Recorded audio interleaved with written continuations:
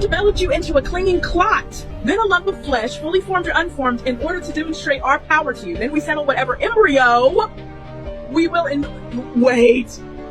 the womb for an appointed term, then bring you forth as infants, so that you may reach your prime. Some of you may die young, while others are left to reach the most feeble stage of life, so that they may know nothing after having known much. And you see the earth lifeless. Google, hold please.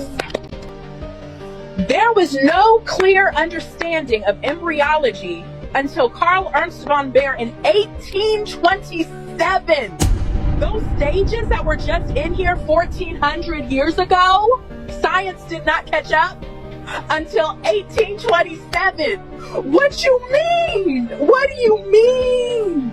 It was talking about sperm, drop, embryo, and everything. This is wild.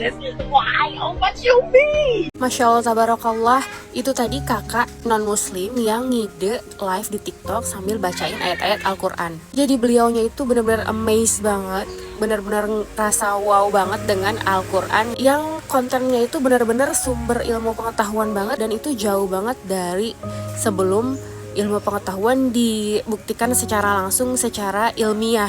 Kita yang dari lahir langsung jadi orang Islam belum tentu ngerasain perasaan yang amazed kayak gitu, karena kita emang udah diajarin, kita nggak nemuin itu sendiri, kita cuman ngikutin alur aja. Beda cerita kalau kayak kakak tadi, karena kakak itu kayak nemuin harta karun gitu, kayak menemukan sesuatu yang berharga banget.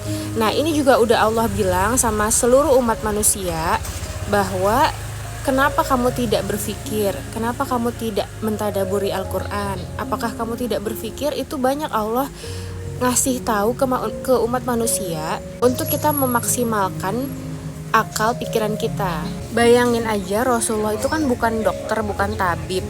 Udah gitu zamannya Rasulullah nggak ada tuh yang melahirkan dengan cara dibedah habis itu dijahit lagi supaya kita bisa ngeliat tuh 1 bulan itu kayak gimana bentuk isi perut wanita, 2 bulan gimana, 3 bulan gimana. Nggak pernah itu dibongkar-bongkar. Tapi memang yang ngasih tahu itu langsung pencipta kita, Allah sendiri. Rasulullah cuma nyampein aja nih. Dan kita yang sekarang udah bisa membuktikan ilmu pengetahuan akan sangat tercengang dengan isi Al-Quran, karena banyak banget isi Al-Quran yang memuat ilmu pengetahuan yang jarang orang tahu, yang nggak umum orang tahu kecuali dia memang ahli di bidang itu.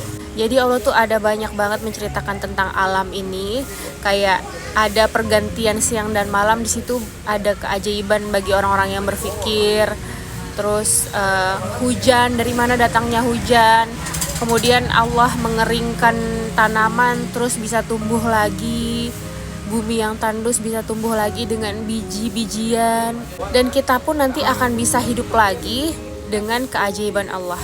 Nanti pada masanya Allah bangkitkan kita semuanya, muslim maupun non-muslim, umat manapun semuanya bangkit di padang mahsyar dengan bentuk yang baru lagi. Bukan dengan look kita yang sekarang, tapi memang sesuai dengan amal ibadah kita masing-masing, dengan perilaku kebaikan hati kita masing-masing, dengan keimanan kita masing-masing. Jadi Allah membuat kita bisa membuktikan dengan akal, dengan realita. Dan Allah juga mengabarkan sesuatu hal yang masih belum kita ketahui, yaitu tentang akhirat. Itu kan kayak goib gitu ya, kita nggak bisa membuktikan itu secara ilmiah.